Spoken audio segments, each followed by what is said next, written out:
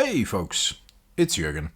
I'm a nerd and I'm proud of it, aka Nerd and Proud of It. That's the name of my channel, and I'm gonna be very upfront with you. It would be awesome if you would subscribe to this channel and if you would leave me a like if you like the video, of course. If you don't, then don't, but if you do, don't forget it because it helps me grow this channel. And as I promised, I did promise in my last reserved list buy video, as I promised, I've got something very special for you today. I actually bought a pretty expensive Arabian Nights card. As you might know, Arabian Nights is one of my favorite sets. Never ever opened an Arabian Nights booster. Antiquities was the oldest I opened. So Arabian Nights and Alpha Beta Unlimited I never was able to open, but Antiquities and Legends I was able to open, which was pretty awesome. But I don't want to get off topic. I want to show you the card I bought. But before I show you a card I bought, I actually show you my favorite Arabian Nights card, or one of my favorites. My Guardian Beast set, my play set of Guardian Beast.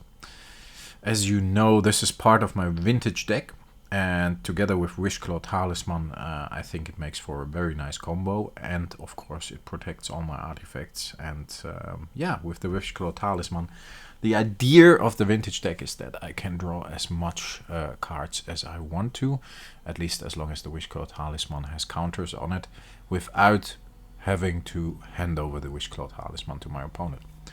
So that means I can draw cards. Search cards in my library to be specific, and that makes the Guardian Beast even better than it is. For me, it's one of the most iconic cards out there, especially of the whole iconic Arabian Nights set. And there's another very iconic card I was looking for a very long time. It's always been one of my favorites, and I somehow never ever was able to trade for it. But I finally found one, and I pulled the trigger and I bought it, and I'm very happy with it. So let's have a look what it is. And do you know it? It's the famous Library of Alexandria, of course. I really love this card. I think it's so good. I think it's definitely part of the Power 10, as a lot of people call it. Not only the Power 9, but Library of Alexandria definitely, in my opinion, belongs to that Power 10. I found one in good condition, as you see. There is a little issue with the surface on the back. It seems somebody purposely scratched here and there, which I hate. But for the rest, the card is in excellent condition. So it's a big shame that there's something on the backside scratched in there. Nothing I can do about it. It wasn't communicated very clearly, but yeah, I couldn't see it in the scans neither. I could go back. I'm not sure if I should, because the rest of the card indeed is in excellent condition, and I'm gonna give the shop the benefit of a doubt. It's an official shop where I bought this card, so yeah. That was a bit of a bummer, to be honest, but on the other hand, I'm still very happy I got the card finally, and I'm able to add it to my vintage deck. And if you put it in a sleeve, nobody will notice, and the card actually is near mint. What I really wanted to make clear is that indeed it is very expensive. And the reserve list buy videos mention price and mention what I paid for the cards all the time. That's the whole idea of it. I think there's a lot of prices floating around and not a lot of transparency. And I think it's very, how do you say it? Very important that actual prices that have been paid. And if I pay too much, I pay too much. If I have a good deal, I have a good deal. And somebody wants to sell it for more, that's how it goes. But that actual prices are mentioned and people know what other people pay for the cards. Otherwise, it's like nobody really knows if the prices that are mentioned are actually real. I have seen, for example, a Black Lotus being sold for 12,000 euros. I know people who paid that money for it. And I have seen Moxes and Library of Alexandria's going for a high price and money actually being paid. So it's not just fictional. I think that's very important. And what I wanted to say as well, and what my point is that I definitely do not have the money to buy these cards. What I do have is a very big collection, and a very big collection that is changing all the time. So it's not that I can just pay a couple of €1,000 for a time walk. No, I have to sell part of my collection, which does not only consist of Magic the Gathering cards, but also of comics, statues, books, Lego. I'm a big collector when it comes to different stuff.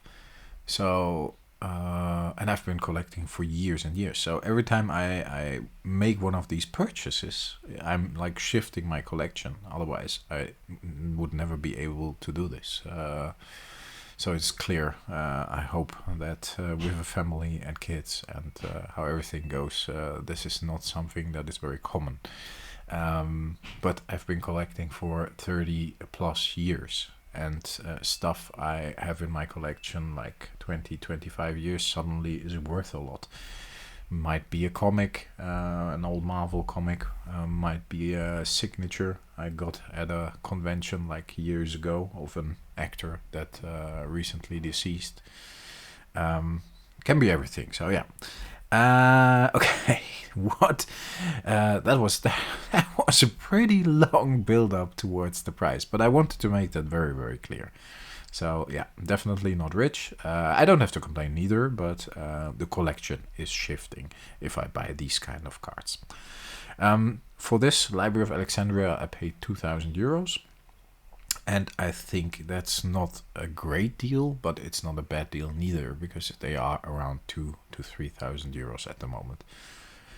And they are not that easy to find, at least in reasonable condition. So I really wanted to have it, and I'm okay with it. And I sold a couple of things, and yes, more or less traded those for money, and then traded the money for so I traded the things for the Library of Alexandria. It simply was very high on my list, and now I'm actually focusing on a couple of other cards. I would really love to have like Bazaar of Baghdad, but then you talk about 3,000 to 4,000 euros at the moment, I think, and that would mean I have to substantially sell. I have to sell a substantial part of my collection, and the selling is something that is not plannable. So sometimes stuff sells easy, and sometimes it takes a long time. So yes, I'm working on some cards, but yeah, for now I'm really happy with this one. I'm gonna add this to my deck, to my vintage deck. Very happy I can fit it in there.